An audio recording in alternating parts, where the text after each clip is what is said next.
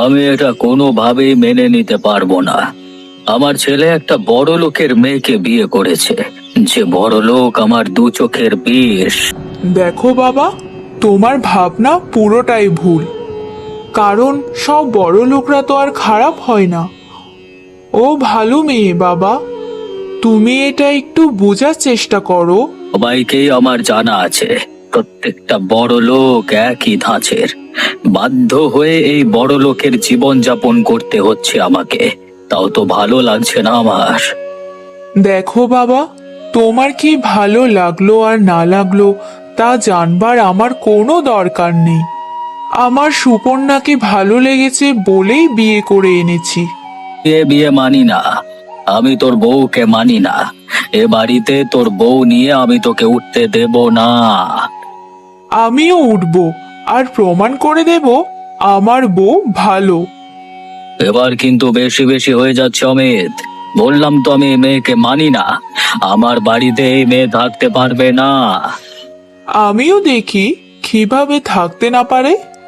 চলো তো সুপর্ণা, ভেতরে চলো। কি হলো কি? হ্যাঁ, তুমি রান্নাঘরে বসে কি করছো শুনি? তোমাকে তো কোনো রান্নার দায়িত্ব দেওয়াই হয়নি।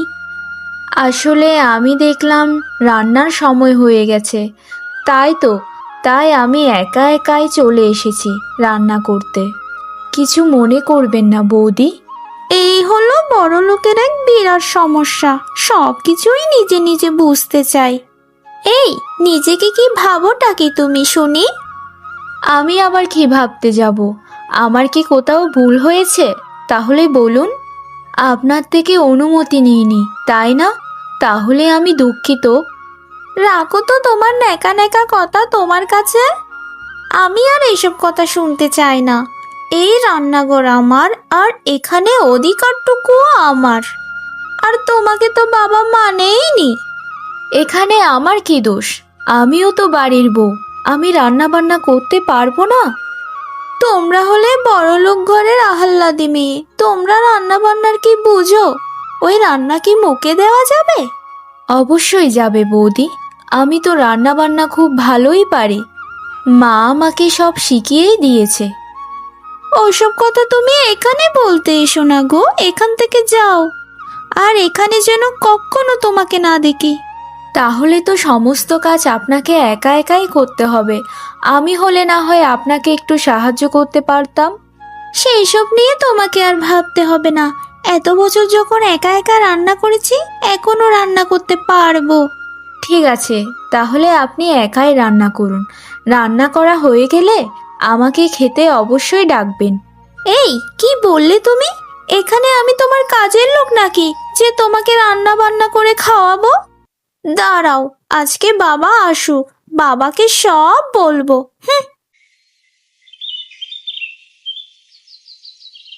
তোর বউয়ের কত বড় সাহস! আজকেই বড় বউর সাথে তর্ক করছে। তাকে চা নয় তাই বলছে আজকে।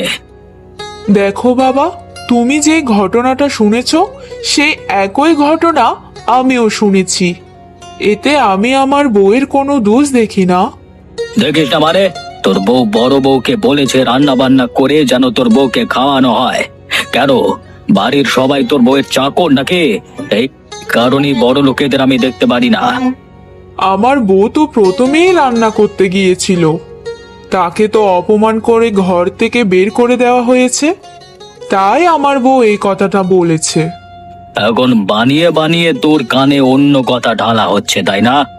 বড় বউ এত বছর যাবত এ বাড়িতে আছে, আমরা তাকে অবিশ্বাস করব? তাই বলে তোমার বড় বউ কোনো দোষ বা অন্যায় করতে পারে না, তাই না? না, পারে না। আমি তো আমার বাড়িতে এত ঝামেলা চাই না। আমি চাই তুই তোর বউকে নিয়ে এখন এই মুহূর্তে বাড়ি থেকে বের হয়ে যাবি। কেন? আমি তো এ বাড়িরই ছেলে। তাহলে তাহলে আমি কেন আমার বউকে নিয়ে এ বাড়ি থেকে বের হয়ে যাব? আমি এ বাড়ির মালিক, তাই আমি যা বলবো সেটাই হবে। তোর বউকে নিয়ে তুই এখানে কোনোভাবেই থাকতে পারবি না। বাবা, আজকে যে কাহিনীটা তুমি আমার সাথে করলে, এটার একদিন ঠিক তুমি ফেরত পাবে, দেখে নিও। তুই আমাকে শেখাচ্ছিস? ওই বড় লোক মেয়েটার সাথে থাকতে থাকতে আজকে তোর এত অধঃপতন হয়েছে। অধপতন কার হয়েছে সেটা আমি ভালো করেই দেখতে পাচ্ছি, আর তুমি খুব শীঘ্রই সেটা বুঝতে পারবে।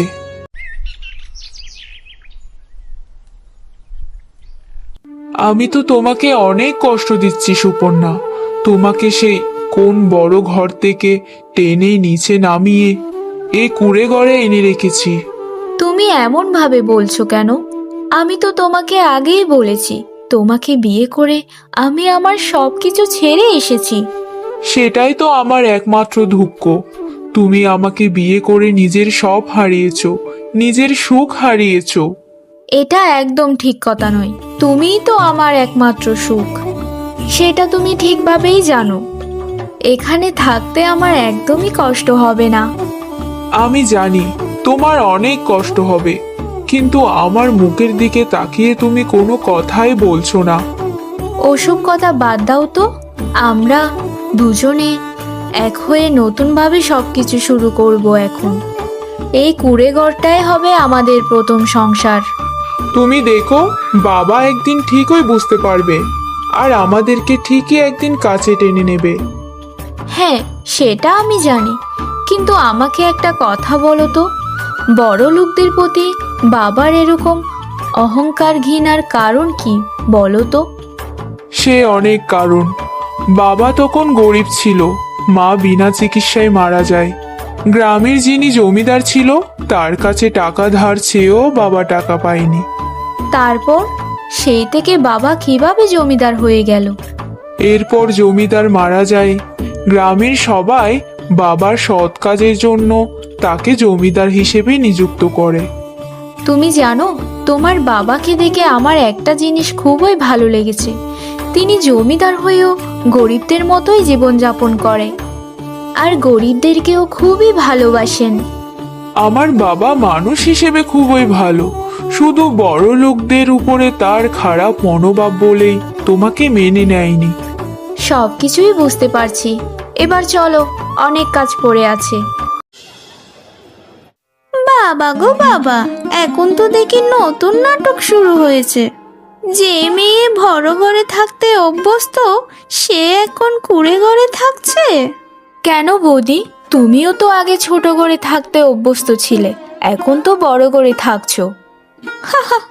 আমার তো বড় ঘরে বিয়ে হয়েছে, তাই তো বড় ঘরে থাকছি। তোর বুঝি খুব হিংসা হচ্ছে? আমার কিন্তু সেটা মনে হচ্ছে না। আমার মনে হচ্ছে আমি বড় ঘরের মেয়ে বলেই তুমি আমাকে হিংসা করো। তা তুমি বড় ঘরের মেয়ে হয়ে তোমার কি লাভ হলো? সেই তো এসে কুঁড়ে ঘরে থাকছো, আর আমাকে দেখো। এই যে তুমি কথাটা বললে, এটাই তোমার হিংসা, এটাই তো তোমার অহংকার, তাই না? তুমি জানো বৌদি, অহংকারী মানুষদের জীবনে কিন্তু কোনোদিনও ভালো হয় না। কিন্তু যাই বলো, আমার সাথে তো সব সময় ভালো হচ্ছে এবং হবে, শুধু তোমার কপালটাই মন্দ। সময় আসুক, তারপর সময় দেখিয়ে দেবে কার কপাল ভালো আর কার কপাল মন্দ। তুমি আমার সাথে প্রতিযোগিতায় নেমেছো? তবে মনে রেখো, বাবা কিন্তু তোমাদের কখনো মেনে নেবে না, আর এটাই আমার একমাত্র হাতিয়ার। প্রত্যেকটা হাতিয়ারের একটা নির্দিষ্ট সময়সীমা থাকে। প্রত্যেকটা হাতিয়ারকেই একদিন ভঙ্গুর হতে হয়। কি বলে গেল মেয়েটা? আমাকে অপমান করে গেল। আমি এর জবাব দেবই। আজকে তোকে আমি এই বাড়ি থেকে বের করেছি, এরপর তোকে এই জায়গা থেকেও বিতাড়িত করব।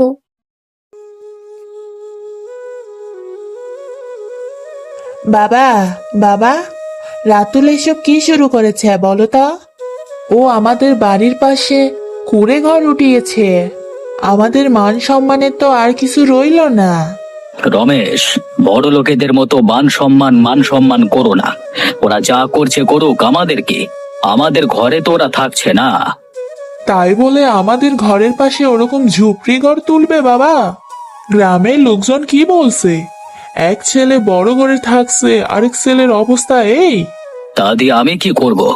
যে ছেলে যেমন কর্ম করবে তাকে তো তেমন ফল ভোগ করতেই হবে। গ্রামের মানুষদের এসব জানা দরকার। আমি এটা মানতে পারছি না বাবা। তুমি যেমন ওদেরকে ঘর থেকে বের করেছো, এই জায়গা থেকেও ওদেরকে তাড়িয়ে দাও। এটা আমি কোনো দিন মানতে পারবো না, কারণ ওই জায়গা অমিতের নামে দেওয়া। তোর মা নিজে অমিতের নামে ওটা লিখে দিয়েছে। কি বলছো তুমি?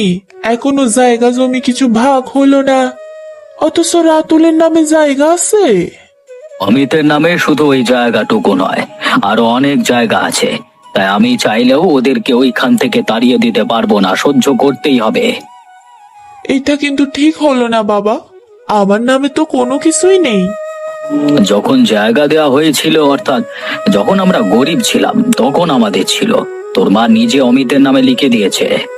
তাহলে মা মারা যাওয়ার সময় তুমি ওই জায়গাগুলো বিক্রি করে দিলেই পারতে, তাহলে তো মাকে আর বিনা চিকিৎসায় মরতে হতো না। আমি চেয়েছিলাম, কিন্তু তোমার মা রাজি হয়নি। নিজের দিব্যি দিয়েছিল বলেই এই কাজটা আমি সম্পন্ন করতে পারিনি। কিন্তু জমিদারের কাছে বন্ধক রাখতে চেয়েছিলাম, জমিদার রাজি হয়নি। এইসব শুনতে আর এখন আর ভালো লাগে না। পারলে ওদেরকে এখান থেকে তাড়িয়ে দাও। আমার পা স্পর্শ করবার কোনো অধিকার তোমার নেই। আমি তোমাকে আমার পুত্রবধূ হিসেবে মানি না, এটা তুমি জানো না? জানি বাবা, কিন্তু আপনি না মানলেও এই ধ্রুব সত্য কথাটা কোনোদিনও বদলাবে না। তুমি তো খুব ভালো কথা বলতে পারো, এমন ভালো ভালো কথা বলেই আমার ছেলেটার মাথা খেয়েছো, তাই না? দেখুন বাবা, আমি বড় ঘরের মেয়ে, আমার কোনো কিছুরই অভাব নেই। আমি শুধু শুধু আপনার ছেলের মাথাটা কেন খাবো বলুন? সেটাই তো আমার প্রশ্ন। পৃথিবীতে আর কোনো ছেলে ছিল না যে আমার ছেলেটাকে কেড়ে নিতে হলো তোমার? তোমরা বড় লোকেরা শুধু কেড়েই নিতে জানো। আমি তো জন্মগত বড় লোক নই, গ্রামের মানুষেরা আমাকে বড় লোক বানিয়েছে, তাই আমি তাদের পাশে থাকি। কিন্তু বাবা, আমিও অনেক কিছু করতে জানি। যেমন আপনি বড়লোক হয়েও গ্রামের মানুষদের সেবা করেন, আমিও তো তেমন। তোমার দোষ নয়, দোষ হলো আমার কপালের, যে আমার ছোট ছেলে তোমাকে বিয়ে করে নিয়ে এসেছে। তুমি একটা অসভ্য মেয়ে।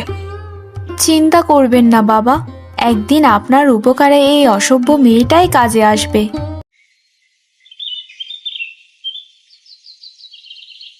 বাবা, আপনার কি হয়েছে বাবা? আপনি এমন করছেন কেন? বাবা, বাবা, কিছু বলুন। বৌদি, ও বৌদি, কোথায় গেলে? দেখে যাও বাবা কেমন করছে। না না, বাবা তো আমাকে তাকে স্পর্শ করতে বারণ করেছে। এরপর আবার যদি তিনি রাগারাগি করেন, সকালে রাগারাগি করার কারণে হয়তো বাবার বুকে ব্যথা উঠেছে। বৌদি, ও বৌদি, কোথায় তুমি? তাড়াতাড়ি এসো। আরে হচ্ছেটা কি ওখানে? এত ডাকাডাকি করছো কেন তুমি? এখনো আমার সকালের ঘুম ভাঙেনি আর ও এদিকে ডাকাডাকি শুরু করে দিয়েছে। তুমি একটিবার দেখে যাও না, বাবা কেমন জানি করছে। বাবাকে একবার ঘরে নিয়ে যাও না। যেমন করবে করুক, ওসব দিয়ে আমার কোনো দরকার নেই। আমি আর একটু ঘুমাবো, আমাকে একদম বিরক্ত করবে না তুমি। এখন কি করব আমি? বাবাকে আমাদের বাড়িতে নিয়ে যাব? তাদের বাড়িতে নিয়ে যাওয়া তো সম্ভব নয়। একটা কাজ করে, যা হবার হবে, বাবাকে আগে সুস্থ করতে হবে। আমি বরং বাবাকে আমাদের বাড়িতে নিয়ে যাই। ক্ষমা করবেন বাবা। উঠুন, আপনি উঠুন, আপনার কিচ্ছু হবে না। একটু নিঃশ্বাস নেওয়ার চেষ্টা করুন, দেখবেন আপনি সুস্থ হয়ে গেছেন।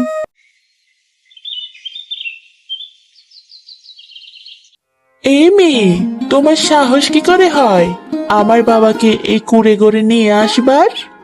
তুমি জানো না উনিকে? দেখুন দাদা, এত চিৎকার চেঁচামেচি করবেন না। বাবার শরীরটা যে ভালো নেই, উনি একটু ঘুমিয়েছেন। হ্যাঁ, এই ঘরে বাবা ঘুমাবে? তুমি পাগল হয়ে গেছো নাকি? সবাইকে নিজের মতো ভেবেছো? এমন ভাবে বলছেন কেন? বাবা তো অসুস্থ হয়ে পড়েছিলেন, তাই তো আমি আমার ঘরে নিয়ে এসেছি। না হলে যে বাবাকে বাঁচানো যেত না। ডাক্তার হয়ে গেছো তুমি যে বাবাকে বাঁচানো যাবে না এটা তুমি বলছো? তা বলে আমাদের ঘর ছিল না, আমাদের ঘরে নিয়ে যেতে। বাবা তার ঘরে আমাকে আর রাতুলকে প্রবেশ করতে বারণ করেছে, এই কারণেই তো ওখানে নিয়ে যেতে পারিনি। ওরে আমার সম্মান, সম্মানের কারণে বাবাকে ওই বড় ঘর থেকে টেনে এনে এই কুড়ে ঘরে নিয়ে এসেছো? আমার ভুল হয়েছে, আমাকে ক্ষমা করে দিন। আমি বুঝতে পারিনি, কিন্তু আমি বৌদিকে অনেক দেখেছি, বৌদি তো আসেনি। ও তো বুঝতে পারেনি বাবার কি হয়েছে, যদি বুঝতো তাহলে অবশ্যই আসতো। এখন যা হওয়ার তা তো হয়েই গেছে, আমার ভুল হয়েছে, আমাকে ক্ষমা করে দিন দাদা। শোনো মেয়ে, আমাদের বাড়ির ছেলেকে বিয়ে করেছো, কিন্তু বেশি আসপর্দা দেখাতে যেও না, তাহলে কিন্তু তোমার জন্য ভালো হবে না। হ্যাঁ, আপনারা সবাই আমার সাথে কেন এরকম করছেন? আমি তো এখানে কোনো প্রতিযোগিতা করতে আসিনি, আমি তো শুধুমাত্র একটা সাধারণ বাড়ির বউ। কিন্তু তোমাকে তো আমরা বউ হিসেবে মানি না। যদি প্রতিযোগিতামূলক ব্যবহার আমার সাথে করতে চান, তাহলে আমি আপনাদেরকে বলছি, খুব শীঘ্রই আমি আপনাদের খেলা শেষ করে দেব। কে কার খেলা শেষ করে সেটা পরেই দেখা যাবে। বাবা, আজকে আশা করি মেয়েটাকে বেশ কিছু কথা শুনিয়ে এসেছি। কত বড় আসপর্দা, তোমাকে ওদের পাতার বাড়িতে নিয়ে গেছে। আমি তো ভাবছি মেয়েটা আসপর্দা দেখিয়ে ভালোই করেছে, যেটা তোমার বউ করতে পারেনি সেটা ওই মেয়েটা করে দেখিয়েছে। মানে কি বলছেনটা কি বাবা? আমি ঠিকই বলেছি, অসুস্থ থাকলেও সবকিছুই তো আমি শুনতে দেখতে পাচ্ছিলাম। মেয়েটা তোমাকে কত করে ডেকেছে, কিন্তু তুমি তোমার ঘুমে এতই বিভোর, আমার কাছে পর্যন্ত তুমি আসতে পারোনি। আমি আসলে বুঝতে পারিনি বাবা আপনার কি হয়েছিল, এই কারণেই তো আমি ওই মেয়েটার ডাকে সাড়া দিইনি, না হলে তো আমি আপনার কাছে যেতাম। ওই আসলে আমি আগে ভুল ছিলাম নাকি এখন ভুল আছি সেটা বুঝতে পারছি না। এখন তো আমার মনে হচ্ছে সব গরিব এক নয়, আবার সব বড় লোক এক নয়। আরে বাবা, এটা তুমি কি বলছো? এত বছর যাবত তোমার বড় বউ তোমার এত সেবা যত্ন করেছে, আর আজকে এই একদিনের সেবার জন্য তুমি তোমার বড় বৌমাকে এভাবে কথা শোনাচ্ছ? কথা শোনাচ্ছি তার কারণ আছে। তোমার বউয়ের কথায় আমি অহংকার দেখতে পেয়েছি, যেটা আমি একদম পছন্দ করি না। আমাদের ভুল হয়ে গেছে বাবা, আমাদেরকে ক্ষমা করে দিন, বিশেষ করে আমারই ভুল হয়েছে।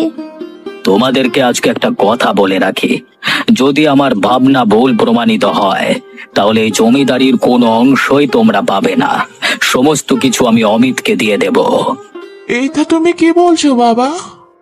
আমি যেটা বলছি সেটাই আমার শেষ সিদ্ধান্ত, তাই তোমরা দুজনে সাবধানে থেকো। তোমার বাবা এটা কি বলে গেল গো? এতটা বছর এই জমিদারি পাওয়ার জন্য অপেক্ষা করে আছি, আর তোমার বাবা শেষে কিনা এটা তোমার ছোট ভাইকে দিয়ে দেবে? এরে এরে, তুমি এত উত্তেজিত হইও না তো, আমি এটা কোনোদিনও হতে দেব না। এই জমিদারিত্ব সবই আমার চাই। এক জীবন গরিব পার করে এসেছি, তোমার ভাইকে যদি সবকিছু লিখে দেয় তাহলে তো আমাদেরকে আবার সেই গরিব হয়ে থাকতে হবে গো, আর অমন করে ঘরে আমাদেরকে বসবাস করতে হবে। তুমি চিন্তাই করো না, আমি এটা কোনোদিনও হতে দেব না। আমার কাছে একটা উপায় আছে, শোনো।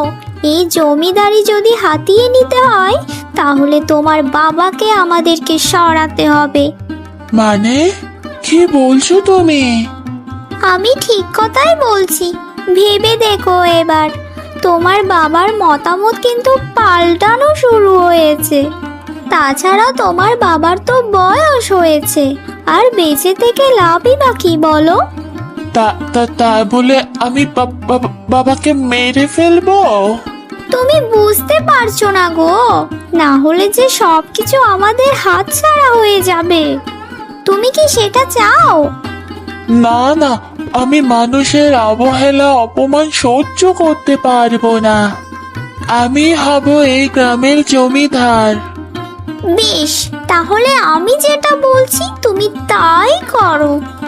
আগামীকাল রাতেই তোমার বাবা ঘুমানোর পর তাকে ঘুমের ঘুরে মেরে ফেলবো, বুঝেছো?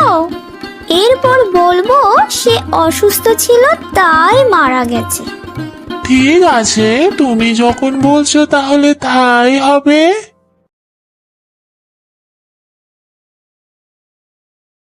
সাবধানে হাঁটো, বাবা যদি একবার টের পেয়ে যায় তাহলে আমাদেরকে শুলে চড়াবে। খুব সাবধানে কাজ করতে হবে। যেহেতু এই কাজটা করতে এসেছি, এই কাজে সফল হতে হবে। তুমি একদমই চিন্তা করো না, এই দিনটার জন্য আমি অনেক দিন ধরে অপেক্ষা করে বসে আছি। এবার আমি সফল হবই। তবে এই ব্যাপার, জমিদার নারায়ণকে মারার জন্য তার বড় ছেলে এবং আদরের বৌমা হাজির হয়েছেন। বাহ, ভাই, ভাই, আমরা এমন কিছু করতে আসিনি, বিশ্বাস কর। তাই নাকি? তাহলে তোমাদের দুজনের হাতে দুটো বালিশ কি করছে? তা এগুলো কি বাবার মাথায় দেওয়ার জন্য এনেছিলে বুঝি? আসলে বাবা ঘুমিয়েছে তো, তাই বাবার মাথার নিচে দেওয়ার জন্যই এনেছিলাম। তোমাদের পরিকল্পনাটা খুবই দুর্বল। এমন দুর্বল পরিকল্পনা নিয়ে মানুষকে মারা যায় না। বাবা, ও বাবা, এখন একটু উঠো, উঠে দেখো তোমার আদরের ছেলে আর বউয়ের কাজ কারবার। কি হচ্ছে কি এখানে? একে তোরা দুজনে দুটো বালিশ নিয়ে এখানে দাঁড়িয়ে আছিস কারো? জমিদার হয়েও এখনো বুঝতে পারছো না? জমিদার মশাই, এতটুকু তো বুঝবার কথা, না হলে এই পুরো গ্রামের দায়িত্ব পালন করো কিভাবে? তার মানে আমি যেটা ভাবছি সেটাই। আমরা তো বাবাকে দেখতে এসেছিলাম, বাবার শরীর কেমন? বাবা, বাবা, আমাদের ক্ষমা করে দাও, আমরা আর কোনোদিনও এমন করব না বাবা। আমি তোমার পায়ে পড়ি বাবা। দূর হ জানোয়ার কোথাকার! একটা জানোয়ারকে জন্ম দিয়ে এতদিন লালন পালন করে বড় হয়েছে। বাবা, বাবা, এ আমি কোনোদিন করব না, আর কোনোদিনও করব না। দুজন এখন এই মুহূর্তেই বাড়ি থেকে বেরিয়ে যাবে। তোমাদেরকে আমি ত্যায্য পুত্র করলাম। বাবা, আমাদেরকে ক্ষমা করে দিন, একটাবার সুযোগ দিন বাবা। বাবা, আমাদেরকে ক্ষমা করো বাবা। বাবা, এখন কেঁদে আর কি হবে? তুমি এটা ভাবো যে তুমি বেঁচে গেছো। তোদের কারণেই তো বেঁচে গেছি। তোরা না এলে হয়তো আমি এখন বেঁচে থাকতাম না। আমি কাদেরকে ভালোবেসেছি। সবকিছুই সম্ভব হয়েছে সুপর্ণার জন্য। সুপর্ণা সবকিছুই শুনে ফেলেছিল। যে মেয়েটাকে আমি সহ্য করতে পারতাম না, সেই মেয়েটা দুবার আমার জীবন বাঁচিয়েছে। আমি তোর কাছে কৃতজ্ঞ মা। ছি ছি বাবা, আপনি এমন ভাবে বলবেন না। আপনি শুধু আমাদেরকে আশীর্বাদ করুন। আমি বুঝতে পারলাম সব গরিব ভালো মানুষ হয় না, আবার সব বড় লোক খারাপ হয় না। তুমি আমার চোখ খুলে দিয়েছো মা। দেখলে বাবা, তোমাকে বলেছিলাম না তোমাকে ভুল প্রমাণ করে দেব আমি। আরে, আমাকে ক্ষমা করে দিয়ে এবার তোরা ঘরে ফিরে আয়। আমি আমার ঘরের লক্ষ্মীকে বরণ করে নেব।